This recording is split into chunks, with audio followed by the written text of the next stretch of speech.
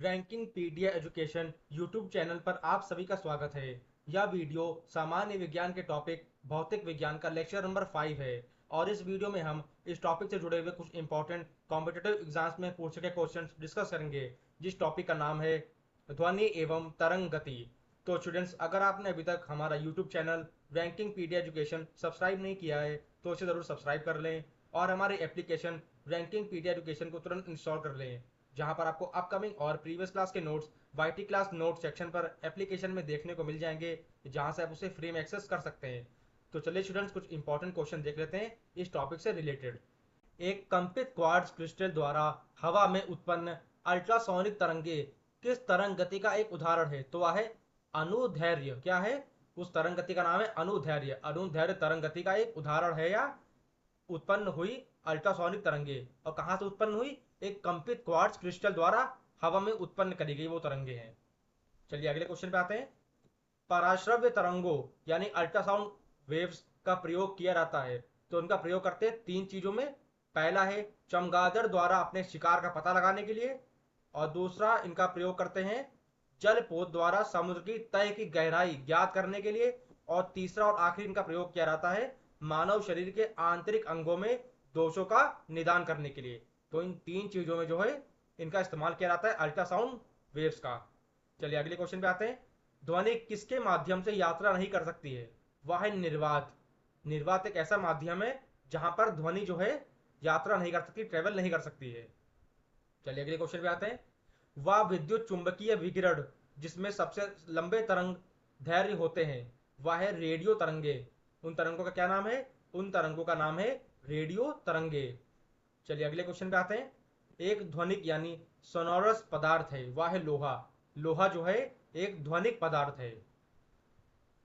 अगर आप उससे बजाएंगे तो एक बेहतरीन ध्वनि ऐसे निकलेगी जो कि बहुत लंबी दूरी तक ट्रेवल करती है। तो लोहा क्या है? लोहा एक ध्वनिक पदार्थ है। चलिए अगले क्वेश्चन पे आते हैं। समान प्रावस्था में कम प्यायमान माध्यम के किन्हीं दो सबसे निकटम कणों के बीच की दूरी होती है, वह है तरंग धैर्य। क्या दूरी होती है? वह निकटम दूरी होती है तरंग धैर्य। चलिए अगले क्वेश्चन पे आते हैं। सबसे अधिक तरंग धैर्य होता है, तो किसमें सबसे अधिक जो है तरंग धैर्य होता है? वह है नारंगी रंग में। नारंगी रंग में जो है सबसे अधिक तरंग धैर्य होता है। तरंग धैर्य का मतलब होता है वेवलेंथ।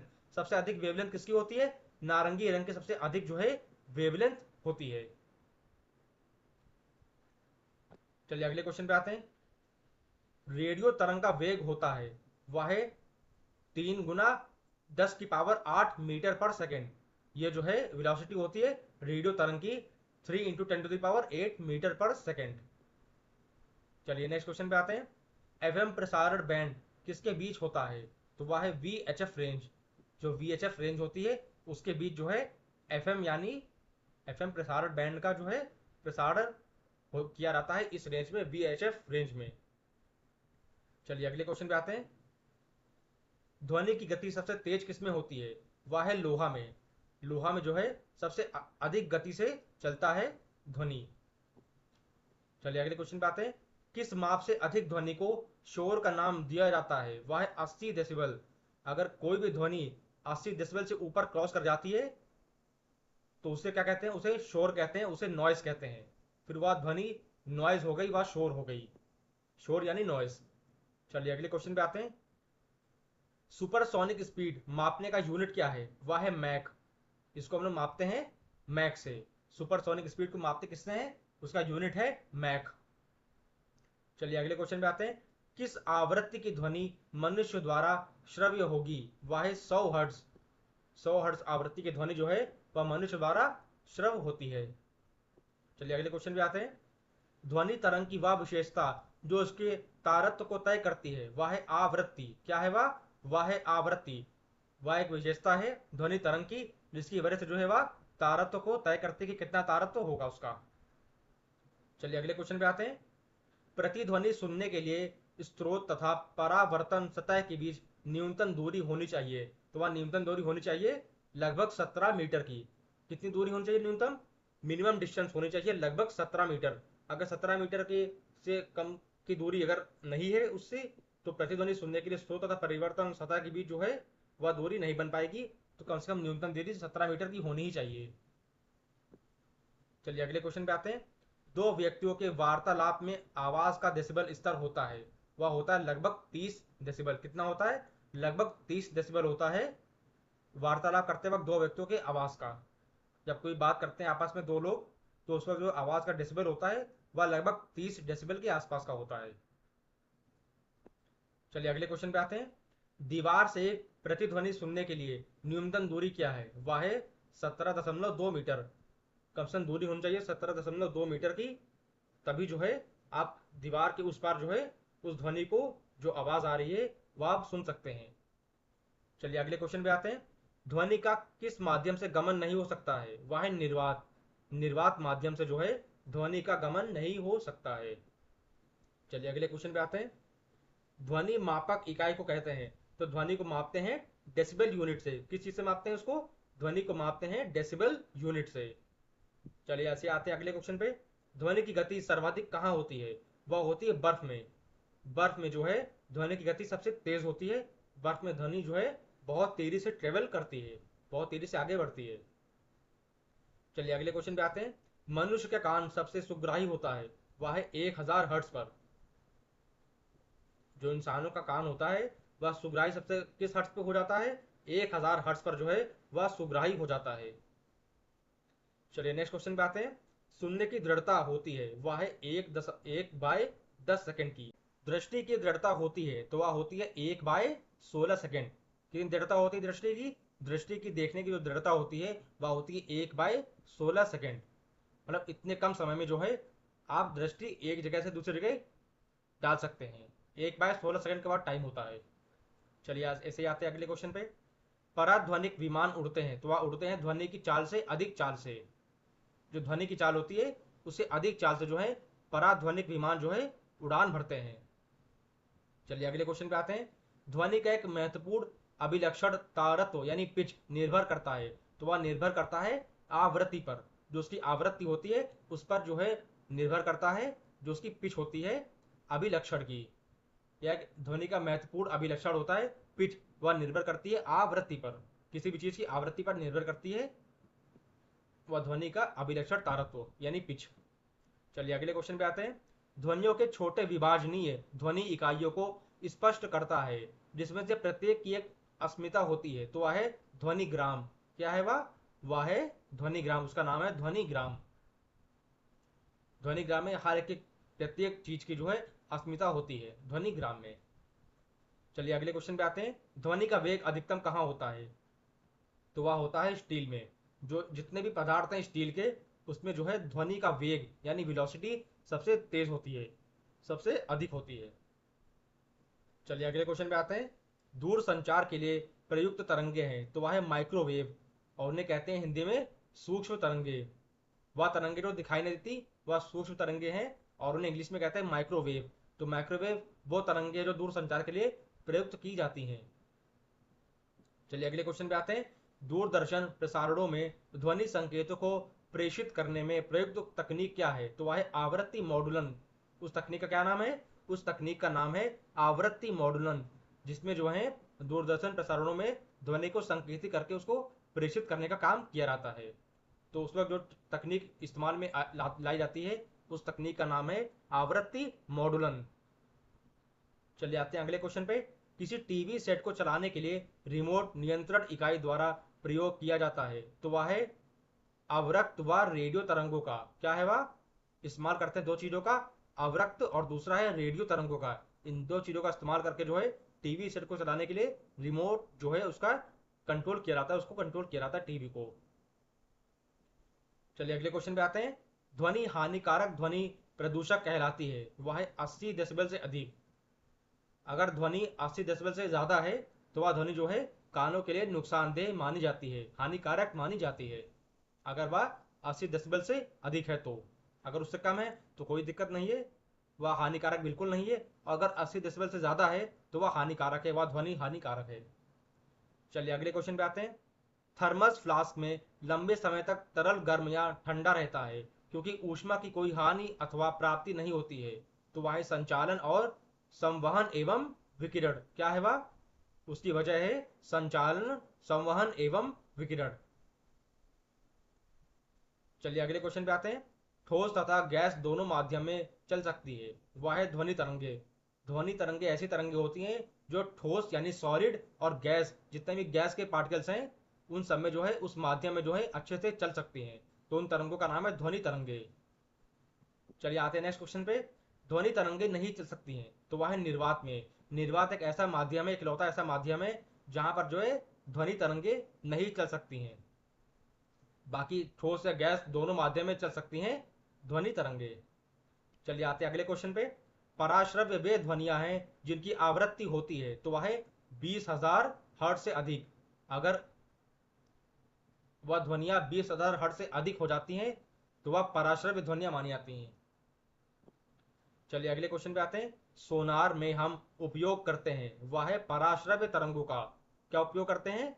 उन तरंगों का नाम है पराश्रव्य तरंगे। इनका इस्तेमाल किया जाता है सोनार टेक्निक में, यानी सोनार तकनीक में जो है पराश्रव्य तरंगों का इस्तेमाल किया जाता है, जिनकी आवृत्ति कितनी होती है?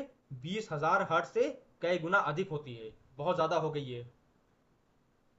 चलिए आते हैं अगले क्वेश्चन पे। नजदीक आती रेलगाड़ी की सीटी की आवाज बढ़ती जाती है, जबकि दूर जाने वाली रेलगाड़ी के लिए घटती जाती है। या प्रपंच यानी फिनोमिना उदाहरण किसका है? वह है डॉपलर प्रभाव का, यानी डॉपलर इफेक्ट का। या उदाहरण है कि अगर कोई नजदीक आ रही रेलगाड़ी है तो उसकी सीटी की आवाज बहुत तेज बढ़ जाती है, और जैसे ही वह दूर जाएगी तो उसकी वह आवाज जो है उस रेलगाड़ी की वह धीरे धीरे कम होती रहेगी। तो यह एग्जाम्पल किसका है? यह उदाहरण है डॉपलर प्रभाव का, डॉपलर इफेक्ट का। चलिए अगले क्वेश्चन पे आते हैं। ध्वनि का वेग अधिकतम कहाँ होता है? तो वह होता है धातु में। धातु की जितनी भी चीजें होती हैं वहां पे जो है ध्वनि का वेग यानी वेलोसिटी बहुत तेज होती है, बहुत तेजी से ध्वनि जो है आगे बढ़ती है, ट्रेवल करती है। चलिए आते हैं अगले क्वेश्चन पे। स्पष्ट रूप से प्रतिध्वनि सुनने के लिए परावर्तित सतह और सुनने वाले के मध्य कम से कम दूरी जो होनी चाहिए वह है 16.5 मीटर। कम से कम कितनी दूरी होनी चाहिए? कम से कम दूरी होनी चाहिए 16.5 मीटर। अगर इससे कम की दूरी है तो वह चीज नहीं सुनाई देगी स्पष्ट रूप से। तो कम से कम दूरी कितनी होनी चाहिए? वह दूरी होनी चाहिए 16.5 मीटर, यानी 16.5 मीटर की दूरी कम से कम होनी ही चाहिए। चलिए आते हैं अगले क्वेश्चन पे। ध्वनि चलती कहाँ है? वह है अनुदैर्घ्य तरंगों की तरह। ध्वनि चलती है अनुदैर्घ्य तरंगों की तरह। चलिए आते हैं अगले क्वेश्चन पे। चमगादड़ अंधेरी रातों में उड़ सकते हैं और अपना शिकार भी कर सकते हैं, इसका कारण क्या है? इसका कारण यह है कि वे पराध्वनि तरंगे निकालते हैं और उन्हीं के द्वारा जो है निर्देशित करते हैं। पराध्वनि तरंगे एक ऐसी तरंगे हैं जो बहुत ही अंधेरे में भी काम आ सकती हैं किसी भी जीव के, अगर उसके अंदर वह चीज पाई जाती है। और वैसे ही वह जीव है एक चमगादड़, जो अंधेरी रातों में भी, बहुत ही अंधेरी रातों में भी जो है अच्छे से उड़ करके अपना शिकार भी कर सकते हैं, शिकार का अपना पकड़कर उसको मार के खा सकते हैं। तो वह चमगादड़ ऐसा करते हैं, उसकी वजह पराध्वनि तरंगे वह निकालते हैं उसे, और उसी के जरिए जो है निर्देशित करते हैं कि कहाँ उनका शिकार है, मतलब कहाँ उन्हें शिकार मिलेगा। चलिए आते हैं अगले क्वेश्चन पे। ये कीड़ों को नष्ट कर सकती है, ये कपड़ों से धूल हटाकर उन्हें साफ कर सकती है। इनका उपयोग बीमारियों के उपचार के लिए किया जा सकता है, एवं ये स्वचालित दरवाजों को नियंत्रित कर सकती हैं। ये सभी गुण किसके हैं? ये सभी गुण हैं पराश्रव्य तरंगों में। ये सभी गुण किसमें पाए जाते हैं? ये सभी गुण यानी ये सभी प्रॉपर्टीज पाई जाती हैं पराश्रव्य तरंगों में। चलिए अगले क्वेश्चन पे आते हैं। सीटी स्कैन करने में प्रयोग में लाई जाती है, तो वह है एक्स किरणें। जो एक्सरेज होती हैं यानी एक्स किरणें जो होती हैं वह सीटी स्कैन के प्रयोग में लाई जाती है। डॉक्टर उनका इस्तेमाल करते हैं एक्स किरणों का, यानी एक्स रेज का। चलिए ऐसे ही आते हैं अगले क्वेश्चन पे। किसी हॉल में ध्वनि स्रोत को बंद करने के बाद भी ध्वनि का कुछ देर तक सुनाई देना क्या कहलाता है? तो वह है अनुरणन। उसे क्या कहते हैं इंग्लिश में? इंग्लिश में उसे कहते हैं रिवर्बिरेशन। क्या कहते हैं उसे? उसे कहते हैं रेवर्बिरेशन, और हिंदी में कहते हैं अनुरणन। चलिए अगले क्वेश्चन पे आते हैं। रेडियो तरंगों द्वारा वस्तुओं की उपस्थिति और स्थिति ज्ञात करने के लिए मुख्य रूप से प्रयोग किया जाता है, तो वह है रडार का। उसका इस्तेमाल करते हैं रडार का। जब कोई रेडियो तरंगों का अगर इस्तेमाल करना होता है किसी भी वस्तु की उपस्थिति और अनुपस्थिति में, तो उस वक्त जो मुख्य चीज होती है जिसका प्रयोग किया जाता है उस चीज का नाम है रडार। उस वक्त रडार का जो है इस्तेमाल किया जाता है। चलिए अगले क्वेश्चन पे आते हैं। वह तरंग जो कीड़ों को नष्ट कर सकती है वह है पराश्रव्य तरंग। बहुत ही खतरनाक तरंग है यह पराश्रव्य तरंग। यह कीड़ों तक को खत्म कर सकती है, उनको नष्ट पूरी तरह से कर सकती है। बहुत ही हार्मफुल ये तरंग होती है पराश्रव्य तरंग। चलिए अगले क्वेश्चन पे आते हैं। वह तरंग जो कपड़ों से धूल हटाकर उन्हें साफ कर सकती है तो वह है पराश्रव्य तरंग। कौन सी तरंग है वह? उस तरंग का नाम है पराश्रव्य तरंग, जो कीड़ों को भी नष्ट कर सकती है और कपड़ों से धूल हटा करके उन्हें अच्छे से साफ भी कर सकती है। चलिए अगले क्वेश्चन पे आते हैं। वह तरंग जो बीमारियों का उपचार कर सकती है और स्वचालित दरवाजों को नियंत्रित भी कर सकती है तो वह है पराश्रव्य तरंग। देखिए कितनी अच्छी तरंग है यह पराश्रव्य तरंग, जो तीनों काम बहुत ही अच्छे से कर ले रही है। पहला क्या है? कीड़ों को आसानी से नष्ट कर देना। दूसरा क्या है? कपड़ों से धूल हटा करके उन्हें अच्छे से साफ कर देना। और तीसरा है बीमारियों का सभी बीमारियों का उपचार कर सकती है और स्वचालित तरीके से यानी ऑटोमेटिक तरीके से दरवाजों को भी नियंत्रित कर सकती है बहुत ही अच्छे से। तो वह तरंग है पराश्रव्य तरंग। उस तरंग का नाम है पराश्रव्य तरंग। बहुत ही इंपॉर्टेंट क्वेश्चन है, कई बार एग्जाम में पूछा गया है कि पराश्रव्य तरंग की प्रॉपर्टीज बताइए। तो ये सब उसकी प्रॉपर्टीज हैं, ये सब उसके गुण हैं जो उसके अंदर इस तरंग के अंदर पाए जाते हैं। चलिए अगले क्वेश्चन पे आते हैं। तरंगों की लंबाई सर्वाधिक छोटी होती है तो वह है गामा किरणों में। जो गामा रेज होती हैं, जो गामा किरणें होती है, उसमें जो है सबसे छोटी जो है, जो लंबाई उनकी होती है तरंगों की, सबसे छोटी पाई जाती है। चलिए आते हैं अगले क्वेश्चन पे। लहरें एक स्थान से दूसरे स्थान को संचारित करती हैं, वह है ऊर्जा। क्या है वह? वह है ऊर्जा। ऊर्जा की लहरें होती है वह एक स्थान से जो है दूसरे स्थान को संचारित करती हैं बहुत ही अच्छे से। चलिए आते हैं अगले क्वेश्चन पे। प्रेक्षागृह की दीवारें और छत रेशेदार सामग्री जैसे कांच रेशे से आच्छादित करी जाती हैं तो वह है ध्वनि को अवशोषित और प्रतिध्वनि को बचाने हेतु। क्या चीज है वह इस वजह से आच्छादित करी जाती है ताकि ध्वनि को अवशोषित कर सके और प्रतिध्वनि को बचा सके। इस वजह से जो है प्रेक्षागृह की दीवारें और छत रेशेदार सामग्री जैसे कांच रेशे को से जो है आच्छादित करी जाती हैं। चलिए आते हैं अगले क्वेश्चन पे।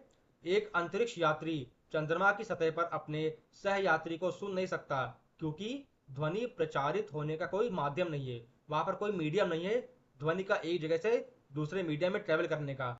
द्रव्यमान एवं वेग के संयुक्त प्रभाव को एक भौतिक मात्रा द्वारा ध्यान में रखा जाता है, जिसे क्या कहते हैं? जिसे कहते हैं संवेग। क्या कहते हैं उसे? उसे कहते हैं संवेग। चलिए आते हैं अगले क्वेश्चन पे। आवेग किसके तुल्य होता है तो वह है संवेग में परिवर्तन। जब संवेग में परिवर्तन होता है तो आवेग जो है उसके तुल्य हो जाता है। चलिए अगले क्वेश्चन पे आते हैं। संवेग के परिवर्तन की दर कितनी होती है? वह है बल। उसके परिवर्तन की जो दर होती है वह बल की वजह से होती है यानी फोर्स की वजह से होती है। संवेग के परिवर्तन की दर जो होती है वह बल यानी फोर्स की वजह से होती है। चलिए आते हैं अगले क्वेश्चन पे। आवृत्तियों के अवरोही क्रम विकिरणों की का सही क्रम क्या है तो वह एक्स बराबर है किरणें अवरक्त और सूक्ष्म तरंगे जो हैं वह बड़ी होती हैं रेडियो तरंगे से। जो सूक्ष्म तरंगें होती है वह बहुत तेजी से ट्रेवल करती हैं रेडियो तरंगों के माध्यम के मुकाबले। और एक्स जो है वह है किरणें और अवरक्त। यह सही क्रम है किसका? आवृत्तियों के अवरोही क्रम का। यह सही क्रम है। किरणें, फिर आएगा अवरक्त और फिर आएगा सूक्ष्म तरंगे जो कि बड़ी होती हैं रेडियो तरंगों से। चलिए आते हैं अगले क्वेश्चन पे। निम्न प्रकार का विकिरण लगभग 300 गीगाहर्ट्ज से 3 किलोहर्ट्ज की आवृत्ति वाले या समतुल्य लगभग 1 मिलीमीटर से 100 किलोमीटर तक की तरंग दैर्ध्य वाले विद्युत चुंबकीय स्पेक्ट्रम के एक भाग को निर्देशित करता है तो वह है रेडियो तरंगे। उन तरंगों का क्या नाम है? उन तरंगों का नाम है रेडियो तरंगे। चलिए आते हैं अगले क्वेश्चन पे। विद्युत चुंबकीय तरंग नहीं है तो वह है कैथोड रे। जो कैथोड रेज होती हैं वह विद्युत चुंबकीय तरंगे नहीं होती हैं। बाकी जो एनोड रे होती है, इसका जो उल्टा कैथोड रे का, वह जो है विद्युत चुंबकीय तरंग होती है। लेकिन जो कैथोड रे होती है वह विद्युत चुंबकीय तरंग नहीं मानी जाती है। चलिए आते हैं अगले क्वेश्चन पे। टीवी रिमोट कंट्रोल किस चीज के सिद्धांत पर कार्य करता है तो वह है इंफ्रारेड तरंगे। जो इंफ्रारेड रेज होती हैं उस सिद्धांत पर काम करता है टीवी रिमोट कंट्रोल। चलिए आते हैं अगले क्वेश्चन पे। आयनित किसमें जीवित कोशिका में परमाणुओं को प्रभावित करने के लिए पर्याप्त ऊर्जा होती है जिससे उनकी आनुवंशिक सामग्री को नुकसान होता है तो वह है विकिरण। आयनित विकिरण में जो है वह जीवित कोशिका में परमाणुओं को प्रभावित करने के लिए एक पर्याप्त ऊर्जा उसमें पाई जाती है, जिससे क्या होता है? जिससे आनुवंशिक सामग्री को नुकसान हो जाता है। चलिए आते हैं अगले क्वेश्चन पे। अवरक्त तरंगों की तरंग दैर्घ्य किस तरंगों से छोटी होती है? तो उस तरंग का नाम है रेडियो तरंगे। वह तरंगे हैं रेडियो तरंगे।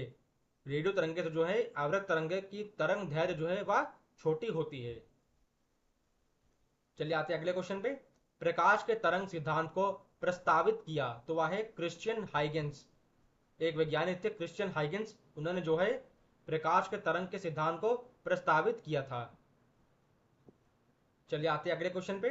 निम्न वैद्युत चुंबकीय तरंगों का संसूचन थर्मोपाइल का उपयोग करके किया जाता है तो वह है अवरक्त तरंगे। क्या है वह? उन तरंगों का नाम है अवरक्त तरंगे, जिनका जिनका इस्तेमाल करते हैं संसूचक थर्मोपाइल का उपयोग करके।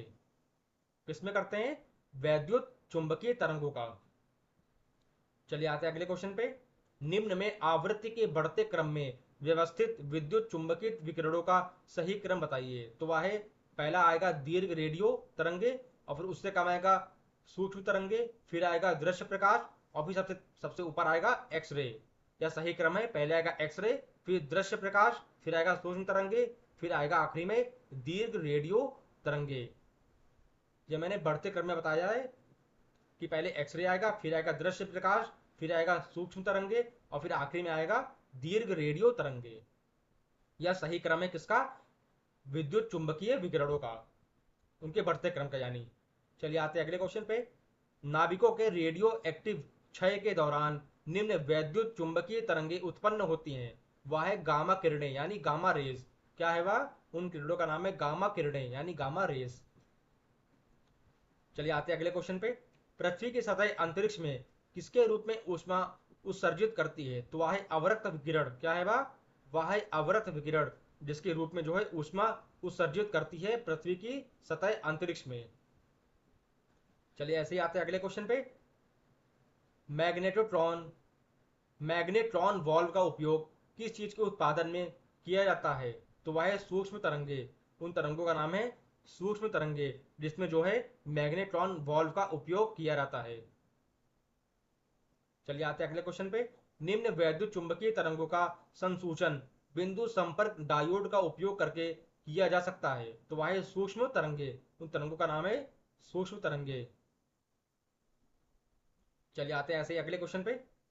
तरंग दैर्घ्य की सीमा 700 नैनोमीटर से 400 नैनोमीटर तक होती है तो वह है दृश्य प्रकाश। जो दृश्य प्रकाश है उसकी जो वेवलेंथ होती है वह 700 नैनोमीटर से 400 नैनोमीटर के बीच की होती है। चलिए आते हैं अगले क्वेश्चन पे। किसी तरंग की प्रबलता उसके निम्न के अनुपात में होती है तो वह है आयाम का वर्ग। क्या है वह? वह है आयाम का वर्ग। उस अनुपात में होती है किसी भी तरंग की प्रबलता यानी उसकी पावर। चलिए आते हैं अगले क्वेश्चन पे। किसी लहर की उस लहर की यात्रा की दिशा के लंबवत प्रति इकाई क्षेत्र में ऊर्जा के हस्तांतरण की दर को कहते हैं तो उसे कहते हैं तीव्रता। क्या कहते हैं उसे? उसे कहते हैं तीव्रता। चलिए अगले क्वेश्चन पे आते हैं। जिस प्रघटना ने प्रकाश के अनुप्रस्थ स्वरूप को स्थापित किया वह प्रघटना क्या है? उस प्रघटना का नाम है ध्रुवीकरण। क्या नाम है उसका? उसका नाम है ध्रुवीकरण। जिसने जो है प्रकाश के अनुप्रस्थ स्वरूप को स्थापित किया था तो उस प्रघटना का क्या नाम है? उस प्रघटना का नाम है ध्रुवीकरण। चलिए आते हैं नेक्स्ट क्वेश्चन पे।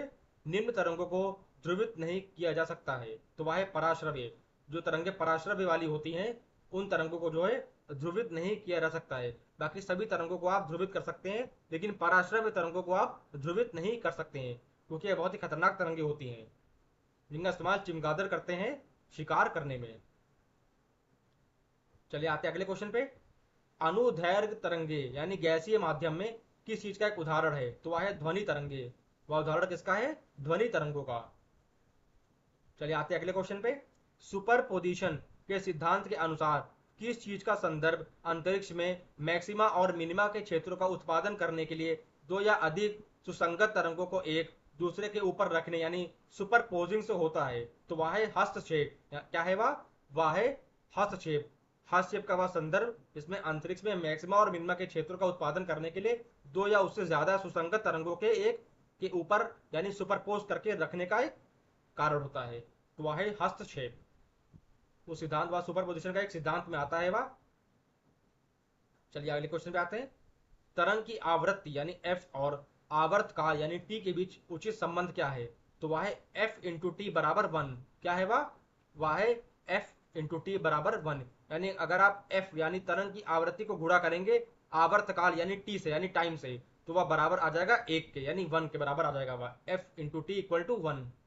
चलिए अगले क्वेश्चन पे आते हैं। निम्न वैद्युत चुंबकीय तरंगे के संसूचन के लिए गीगर ट्यूब का उपयोग किया जाता है। तो वह है गामा किरणें यानी गामा रेज। उन किरणों का नाम है गामा किरणें, जिनका इस्तेमाल करते हैं गीगर ट्यूब में। चलिए अगले क्वेश्चन पे आते हैं।